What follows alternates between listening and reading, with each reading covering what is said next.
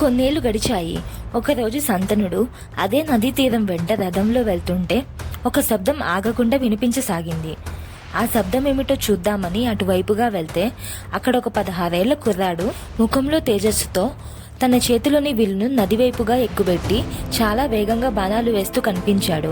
ఆ బాణాలను ఎవరికి వేస్తున్నాడని చూస్తే ఆ కుర్రవాణి ముందున్న నది మధ్యలోనికి బాణాలు వేస్తూ వాటితో ఒక ఆనకట్టలా కట్టి నదినే ఆపేశాడు. ఆ వింతను చూసి సంతనుడు ఆశ్చర్యపోయాడు. ఆ బాలుని దగ్గరికి వెళ్లి నీవెవరి కుమారా అని అడిగాడు. పక్క నుండి ఒక స్త్రీ నా కుమారుడు అని చెప్పింది. ఆమె ఎవరో కాదు, సంతనుని భార్య గంగ. మీకిచ్చిన మాట ప్రకారం వీడిని పెంచి పెద్ద చేసి మీకు అప్పగిస్తున్నానని చెప్పి గంగ వెళ్ళిపోయింది. అతని పేరు దేవవ్రతుడు. దేవవ్రతునికి యుద్ధ విద్య నేర్పింది పరశురాముడు, చదువు నేర్పింది వశిష్ఠుడు. వాళ్ళిద్దరూ గొప్ప యోధులు. సంతనుడు నాకు సరైన వారసుడు దొరికాడని అనుకుంటూ అతన్ని తన రాజ్యానికి తీసుకుని వెళ్ళాడు. కొన్నాళ్ళ తర్వాత సంతనుడు రాజ్యాన్ని చూడ్డానికి బయటకు వెళ్ళినప్పుడు చేపలను పట్టే జాలర కన్యను చూసి ఆకర్షితుడై ఆమె దగ్గరికి వెళ్లి నన్ను పెళ్లి చేసుకుని నా రాజ్యానికి రానివవుతావా అని అడిగాడు. ఈ విషయం మా ఇంట్లో ఉన్న మా నాన్నని అడగండి అని చెప్పి అక్కడి నుంచి వెళ్ళిపోయింది. ఆమె పేరు సత్యవతి. సంతనుడు సత్యవతి తండ్రి దగ్గరికి వెళ్లి ఆమెను పెళ్లి చేసుకుంటానని అడిగాడు. సంతనుని గురించి వివరాలను తెలుసుకున్న సత్యవతి తండ్రి సంతనునికి ఇచ్చి పెళ్లి చేయడానికి ఒప్పుకోలేదు. సంతనుడు ఆశ్చర్యపోయి కారణం ఏమిటని అడిగితే అప్పుడు ఆ వ్యక్తి ఏ విధంగా చూసినా నా కూతురుకు పుట్టే పిల్లలు రాజు కాలేదు, అంతేకాదు మా అమ్మాయికి పుట్టిన వాళ్ళు నీ కొడుకైన దేవవ్రతునికి సేవలు చేస్తూ జీవితాంతం బతకవలసి వస్తుంది.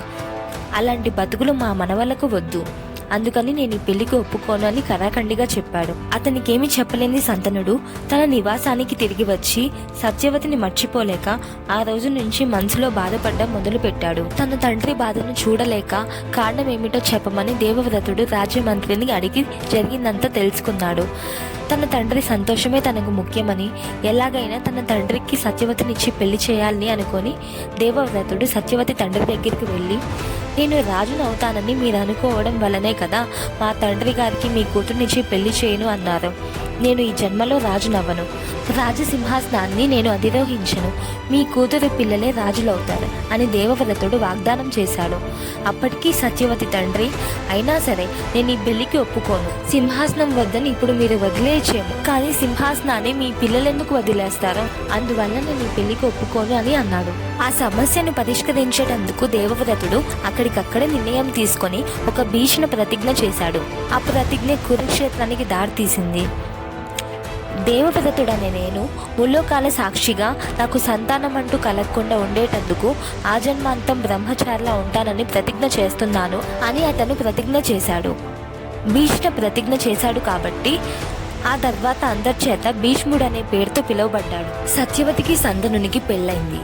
సంతనుడు ఎంతో సంతోషంతో భీష్ముని పిలిచి, కుమారా, నీవు నీ తండ్రి ఆనందం కోసం నీ జీవితాన్ని త్యాగం చేశావు.